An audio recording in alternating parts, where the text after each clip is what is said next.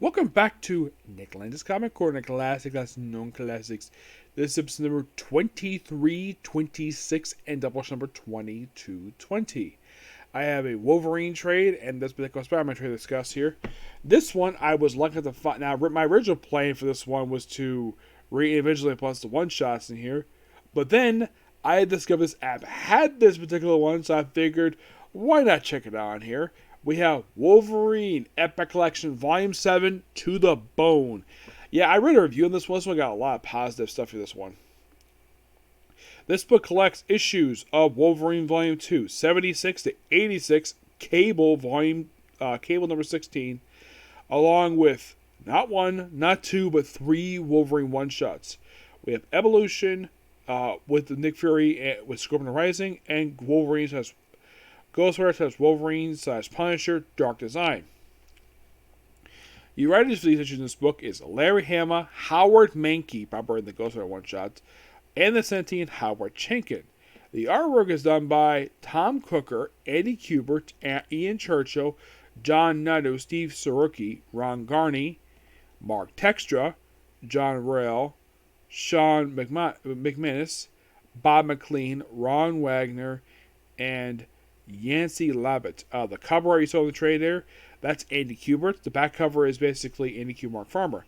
For the main issues themselves, to cover the time period of December 1993, and we wrap up with October of 1994. Basically almost a full year. And the way they have it in here is like, okay, we have Wolverine 85, and then we have the Cable issue, then the Wolverine 86, and then 3 straight one-shots. Now, Wolverine 85 and 86 are part of the Phalanx selection, the Phalanx Covenant. You might be thinking, what the heck is Phalanx Covenant, you might ask. Yeah, it's a crossover where it involves basically some of the technical stuff, basically. I think it mostly involves Cameron Hodge creating these technical stuff that were mutants. And this crossover would indirectly lead into the Generation X series.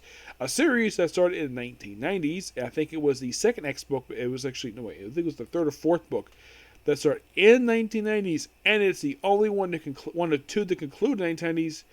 Actually concluded in 2000. It ended after 75 issues. Yep. Now, in issue 76, it's Wolverine team with Lady Deathstrike. Because of course Lady Deathstrike is in here. Yep. Now, Larry Hama, he does main issues themselves. I think Howard Mankey does the Ghost Rider one-shot. Now, I'm not a fan of the way Tom Cooker draws Wolverine. Yes, this guy here with a weird-looking face, that apparently is Wolverine. It's mostly just a standalone issue, just Wolverine. Lady Deathstrike is in the issue, but she doesn't do much or anything. Not really.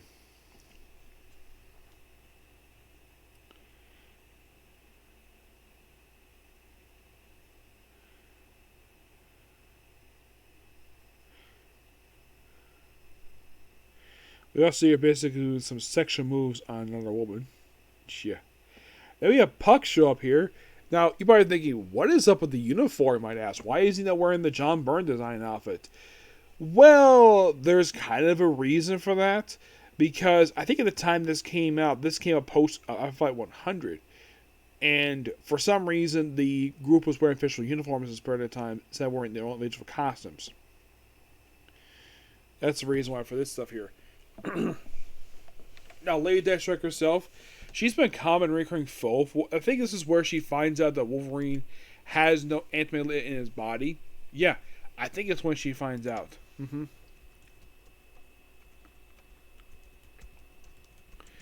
And she's shocked to hear this. The fact that Wolverine has no antimatter left in his body. You also have Sela here too, who Larry came back as an altered cyborg. Now, Lady Deathstrike herself, in these issues in particular, by the way, this is her, in the book here, she's in her 90s look, what people would know her the best for. Currently, she's using the movie look. Yeah, she basically became here's the strange thing, after Wolverine 77, she's not appearing in this book until issue 114. She's absent for quite a while. Mainly because she finds out Wolverine doesn't have any anti-life in his body. And of course, basically, they kill off the character Skullbuster, but she's not dead yet. No. Well, she actually supposedly dies in 78, and then apparently she comes back later on, somehow. Yeah, we also see a flashback appearance of like Yoshida Hoken.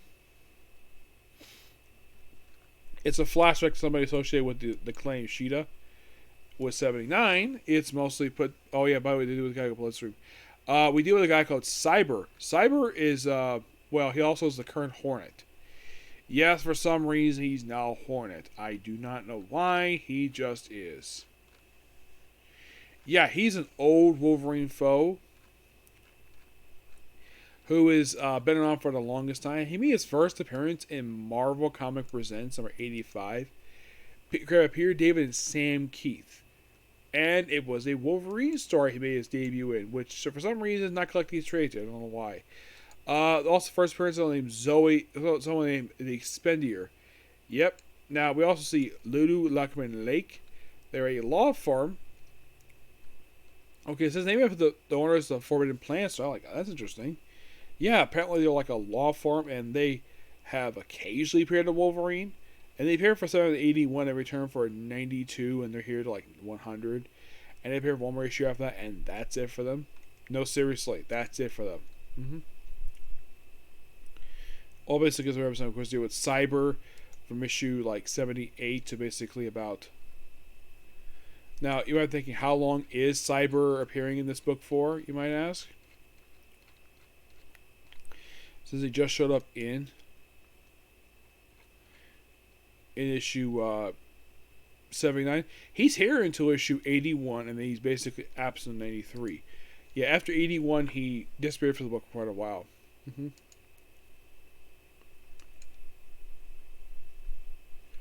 Yeah, of course, he has to deal with Excalibur in issue 81. And then 82, he fights the Hand, and of course, someone called Bloodscream. Yeah. He's another Wolverine villain who occasionally has appeared. He hasn't appeared very much. Not really. He actually made his return to this book after last appearing in issue 17. And he was here to issue 86, and he's absent for a long period of time.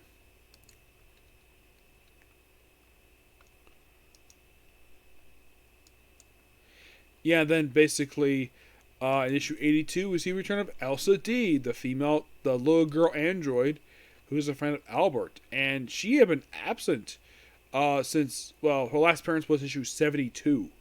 Yeah, 72. That was her previous appearance. And she previously before that issue 53. And she's back here for a few issues. She's back here for issues 82 to 86. And then pop up one more time after this issue, Generation X. In issue 42. That was her next appearance. And that was in 1998. And then here's the thing, though. She has not returned after that for 22 years until she pops up in Wolverine 2020 in the year 2020. Yep. And, well, this is also a friend of Albert. Albert is a cyborg Wolverine. He's a Larry Hama creation. And, well, I've been discussing his stuff here. He also gets an updated look in these issues where he basically is cybernized. Yeah, he basically has got something placed on his face. He too disappears after issue 86. Pops up a few more times. And his last appearance was also in Iron Man 2020, the Iron Man 2020 crossover, which is interesting to say at least. Yeah. And they're here mostly as, well, let's just say supporting characters of Wolverine. Mm-hmm. We also have two members, Alpha Flight, Guardian and Vindicator, husband and wife. We also got Harry Tabashaw. I think he's supposed to be like Wolverine's pilot. He appeared a few times, and after issue 85, this was his last appearance in comics. Yeah, because 85 saw the Phalanx coming to crossover. It's strange to the fact that the Wolverine's book is basically leads into that crossover. Yep. Yeah, so the Phalanx, the original version of them, are just basically, well, this is just a race for them. There's something that Cameron Hodge and Stephen Lang created, and of course deal with these techno stuff. This, believe it or not, this storyline was actually loosely adapted for the opening story arc of season 5 of the X-Men. Yes, seriously. And then we have the Cable issue, then back to Wolverine. This is like toward the very end of the Phoenix coming to crossover. This is the final sanction. Yeah, this is like the final phase of the story. It's strange to the fact that they put just the finale for the story in here. And then with the very next issue, he teams up. It's basically if Albert and Elsa D being the starring characters. It's mostly put like a Ultimate Universe story. And basically, we also have Hunter of Darkness period here. We have the Adversary. Yeah, he makes a return here. Yeah, he's an Indian character. He last appeared prior to appearing in this issue Wolverine. Back in X Factor 100. Yep. Bloodscream himself returns for this every issue, and this was his last appearance for quite a while. Yeah, Bloodscream himself at this very issue would appear at X number 9, issue 123 Wolverine. He appeared a handful of times over the years. His most recent appearance was actually in Old Man Logan 41. Yep. And that's it for that one. It's strange on the cover, basically, of Forge. It's mostly put an Ultimate Universe book. And with the very next issue, basically, like...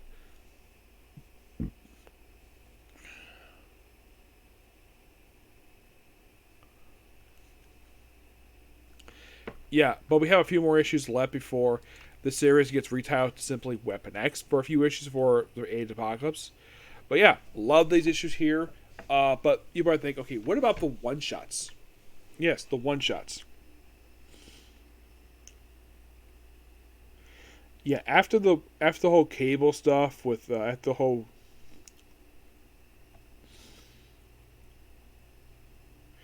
after the Phoenix stuff, right? Like I mentioned, that we start the Generation X book. Let's see. Get past Wolverine 86.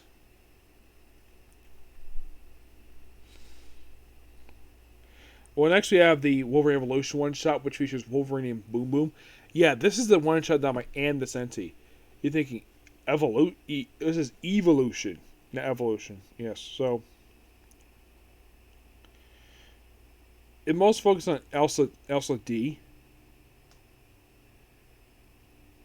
It's a very odd one. I love the artwork, but there's not much going on here. Just Wolverine does stuff in this one-shot. Just a one-shot, escape for one-shot, and just features Boom Boom from X Factor. Actually, from X-Force for a time, yes. It's pretty good. It's not as good as some other stuff here. And then we have Scorpion Rising. We have Wolverine Team Nick Fury take on the frickin' Zodiac, which, that's awesome. And this is done by Howard Chaykin with Sean McManus doing the artwork, which is amazing. Yeah. Really excellent story. I love this one-shot. That was really good. Surprised they turned into a miniseries. That would have been quite nice, but nope. Let's not do a miniseries for Wolverine Nick Fury.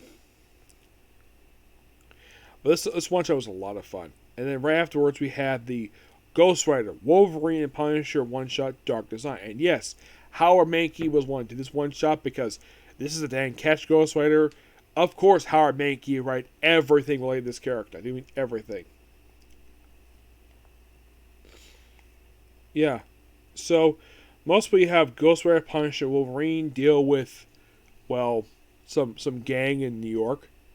Plus, I gotta love Ron Garney's artwork. It's fantastic. Yep. That's mostly put exactly what this one-shot is, but it's a really fun one-shot.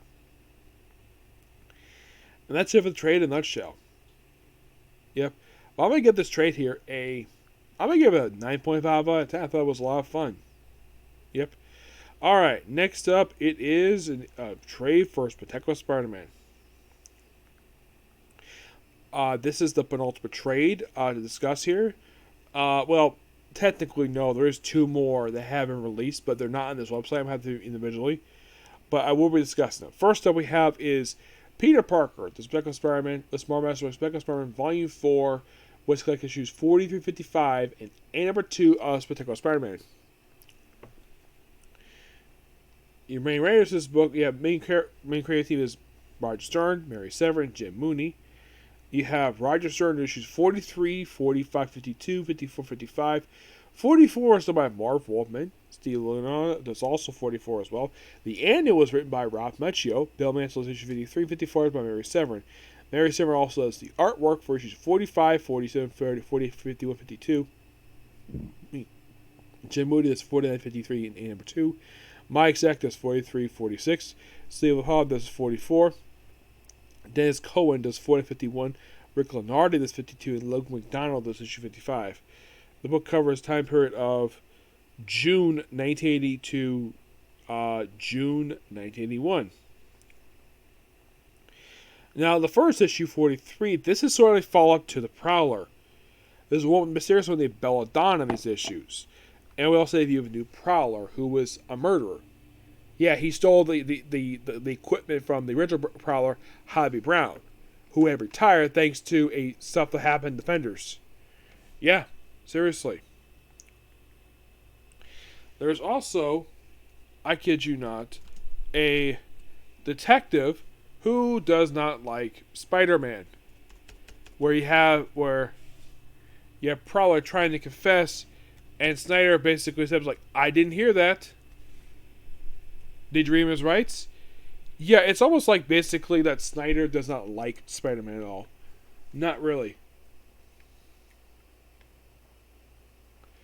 And it's like, oh. Now, Belladonna herself, the one who, she's really Nancy Rivarda, and she also had Desiree Pope, who people thought was Belladonna, but not really. Yeah, the whole thing with her is that apparently Roderick Kingsley, this actually was his debut appearance, by the way, she thought that he had stole her company. And, like, this is how they arrested her at the end of the story, which I think we're episode 45, I think it does. We also, that was basically, it'll start there and they bring it back later. 44 is parents by the Vulture. Yes, the Vulture's here. And then we have debut of who we thought was his only family until years later we found out he has a granddaughter. Yes. This is a brief appearance by his nephew, Malachi Toombs. And apparently it looks like that possibly it might be his father, maybe Adrian's brother, possibly. Now, he does have a cousin, Tiana Toombs, who is the love interest of Miles Morales. That's right, the books. We also debut a character Black Alfred. There is the guy's name. And he appears for 2 issues, 44 and 45, and that's it for him.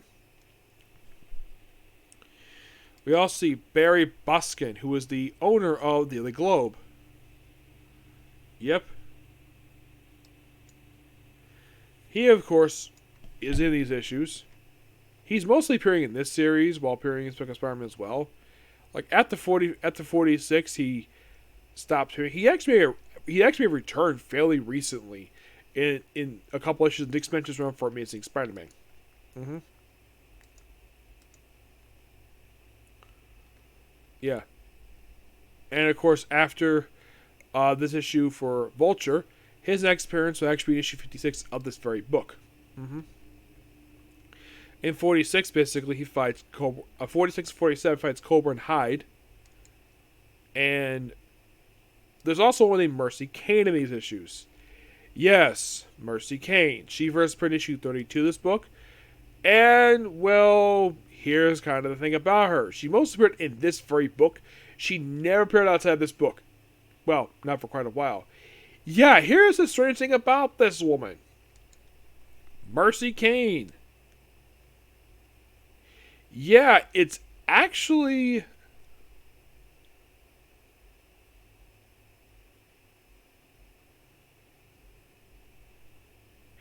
Believe it or not, it's real a little bit later. She's actually an alien. Yes, Mercy Kane is an alien.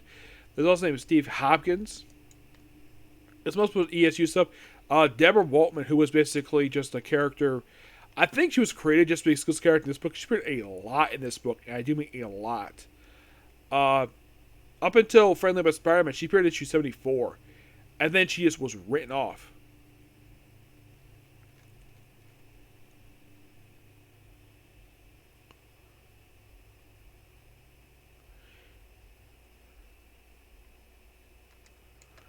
Yeah. But I'll discuss more about her final appearance in another point. Yet after 46 and 47, he fights Cobra and Hyde. 47's debut of Nathan Lubbock. I thought it was issue Missing Experiment. No, it was actually Nathan Lubbock. I thought he died. Well, I thought he did, but nope, he was revived. Somehow. Yeah. He got killed by the Vulture, a guy who he knew. Oh, yeah, and by the way, we have the debut of someone called the Cat Burglar, who, get this, was somebody who debuted back in issue 30 of Amazing Spider-Man. So he's a Stanley Seagal character. And then he just became that. This is where we have Sergeant Snyder. Yeah.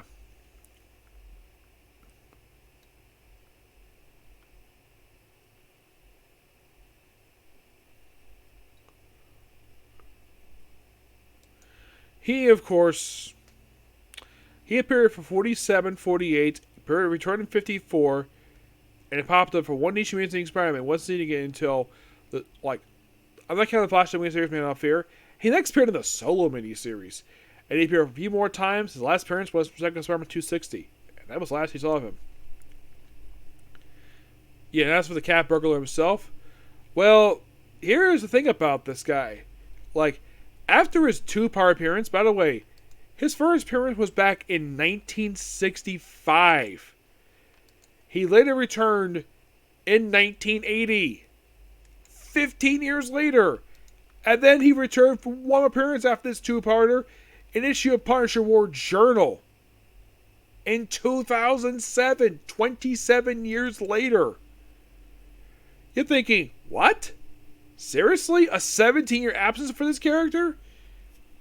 No, seriously. And Belladonna herself, she's not appearing in this book. As for Sergeant Lou Snyder, he next appeared in issue 54 of this very book. Now, 49 would also begin a backup feature for the book. Yes, I think it was 49, wasn't it? Yeah, 49. Yeah, 49 began a backup feature for the book. That's on 49, and we'll get right up by 54. This was mostly put up Ben Mansell just retiring White Tiger. Excuse me. Yes, so in the main story, we have Spider-Man versus the Smuggler. And you're thinking, who? He had previously appeared in the issue of Avengers issue 160. I kind of talked about the previous issue as Power Man. Here he basically appears here as the Smuggler. He became the Smuggler in this very issue. Yes, the Smuggler, aka Eric Justin. Yes, he has become the Smuggler. You want to know why? Because he had the crap beat up by Luke Cage. Luke Cage beat him up, so he appears for these few issues. He appears in 49, 50, and 54. Then he appears in Iron Man number 7. He's appeared as Smuggler for 3 appearances. Yes. And we also see the return of Mysterio in these issues. Yes, Mysterio. Now, apparently with issue 50 of this very book, we followed up with his appearance back in issue 199. This sort of is a follow-up to this one, where you have Peter, Deborah Waltman, Aunt May, Nathan, and a few others at a restaurant enjoying themselves, and then also these weird waiters come at them, and then Peter fights them off, and he rips off their masks. You go, oh crap, they're aliens! And here's the strange thing about these aliens: these are revealed in these issues to be the same aliens from Amazing Spider-Man number 2, back in 1963. Which was also the debut of the Terrible Tinkerer. Except these are not real aliens. They're not aliens at all. They're humans disguised as aliens. Well, that's basically first we retconned that the Terrible Tinkerer was, first we implied he was an alien, and then when he returned in Amazing Time 180, that was going to be a ruse. And then of course retcon, the aliens were in fact not aliens at all. And if you're curious, who the heck wrote this issue? It was Marv Wolfman. He probably felt that the aliens thing was quite silly. Yeah, and this was so something. The fact that he popped up here and apparently, so it's also revealed in these very issues that get this, that this will shock you. Apparently, it's revealed that one of these aliens was, in fact, Quilton Beck himself. So, Marv Wolfman retconned it that Quilton Beck appeared earlier than his actual debut. And you're thinking, what? Really? Yes, really. He retconned it. Oh, and by the way, in these issues, they say it had been 2 years since Peter fought these things back in the 60s. 2 years. And by the way, these issues were released in 1980. 17 years since that issue. Yeah, and the whole point of these 2 issues was to get this gangster's treasure, which was eaten by someone called Silverfish. And he tells Quilton Beck about this, and he fights him, and we also see Devil Woman smash his freaking globe, his fishbowl in his head. By the way, Peter never punches the damn thing until like 2010. But yeah, this storyline was fantastic. I loved it. Yeah, and believe it or not, his next appearance was a miniseries known as Quest Probe. Yeah. Yeah, by the way, the aliens, the fake aliens, they never return again after this story. It is by far, like, this is like standard Spider-Man. Just follow up with stuff from Amazing Spider-Man. This time, follow up with the storyline from that book. Now, here's the thing. After Quest Probe, Quilton Beck would disappear for a while, and next appear in Amazing Spider-Man 311 in 1988. Quest was released in 1984. So he would not return again for 4 frickin' years. But love this 2-part. I thought it was really good. And then we lead into the annual. Or Peter fights his villain called the Rapier. Who, get this, after this one appearance, he also appeared in a book called Dragon, which is a magazine, a video game magazine. Yeah, get this. It's like he appears for this one issue. He's like, he's here. And then like, okay, so then he's not seen again until he pops up in Captain America 319, where he gets killed by the Scourge of the Underworld 6 years later. We also return of so many of these issues. Yes, so many of this annual. Who last appeared in Amazing Spider-Man 180. Yeah. And we went back to the main book. 55, okay. Yeah, this is basically we wrap up the whole thing with. Now, in the case of White Tiger, he was taking this guy called Gideon Mace, who it was later revealed in the Mighty Avengers book, toward the end of it, that he is in fact a racist. And Gideon Mace killed Hector Ayala's family. And he basically went after him. And, of course, also at this point in time, the White Tiger was already publicly known to be Hector. And they kind of already wrapped up his feature with the previous issue, with the issue 52, 51. It was very brief. Blackbird himself would shockingly not really appear again after this issue. Well, actually, no. He would appear one other time after this. In issue 309 for Thor. And that was it for him. Essentially put, he basically was retired by Bill Manslow. Gideon Mace, meanwhile, though.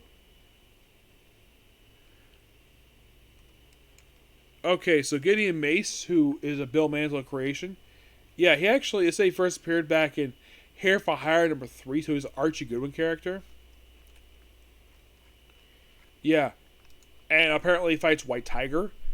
But here's the thing, he appears in this issue and pauses for a handful of issues of Power Man. And then he next appears in an issue of Mighty Avengers. And you're thinking, what? Seriously? Mighty Avengers. Yeah, in 2014. His previous appearance was in 1980. And you're thinking, 2014? That's like 24 years later. It is. Actually, it's more like 34 years later. Yeah, and then he pops up in Captain America Avengers where he gets killed. Yeah, he gets murdered. And Hector's sister is suspected of murder, and it turns out it was actually due to the Beyond Corporation. Oh yeah, and then apparently the next confirmed his next Chronicles appearance after this issue was actually in Cage #1, which I've read. It's a really fun issue. Yeah, but yeah, he's beaten, and of course, White Tiger retired. Here's the thing about Hector: he basically goes off and not seen again until Daredevil 4238 in 2002. He's not returned for 22 years. Well, he makes return and he dies. Yep, Hector gets killed off in his return. Yeah, he's framed for murder and he's killed off in issue 40. Yeah, because he's framed for the murder of a police officer, and the court cases were fantastic, except that, like, because of the fact he's a vigilante, and of course also the police department apparently didn't follow proper procedure, like anything like something like powerful, they apparently couldn't contact, if it's magical, contact Doctor Strange. That is standard procedure. That's real in the book. And they didn't bother to because apparently they said, oh yeah, there's nothing here. Really? Are you that freaking stupid? The amulets themselves were not returned again for quite a while after this one. No. The amulets themselves were not returned again for many years. Yes, after, of course, this feature wrapped up, basically the amulets pop up again in issue 73-74 of Powerman Iron Fist. In mostly put a somebody with one the Sons of the White Tiger. Yep. So yeah, retired that character, and then 53. We have where the return of the Tinkerer who last appeared back in an issue of Incredible Hulk of all things. Yes, seriously. The toy is destroyed.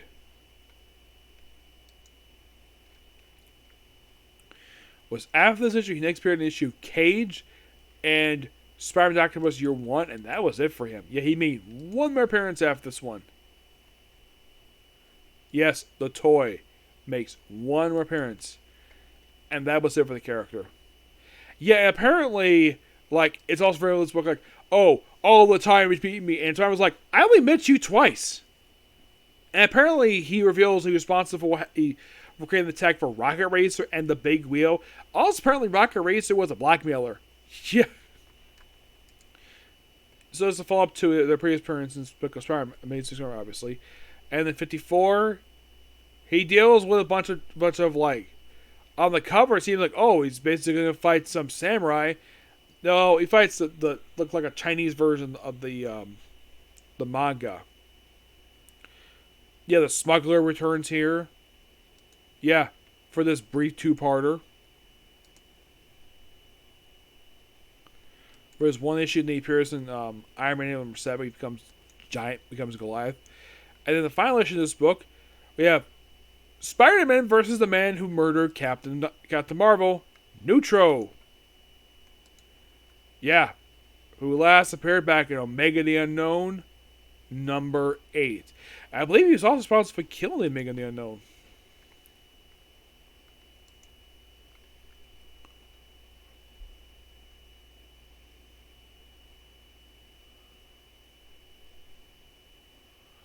Actually, she was killed by authorities. Yeah, Omega Unknown is a Steve Gerber character, and, well, that's something else. But yeah, that's it for that one. But this book was fantastic. Loved it. Give this book a 10 out of 10. Okay, so that's episode of you. Next episode is going to be Mashuku Tensei. Okay, thanks for you.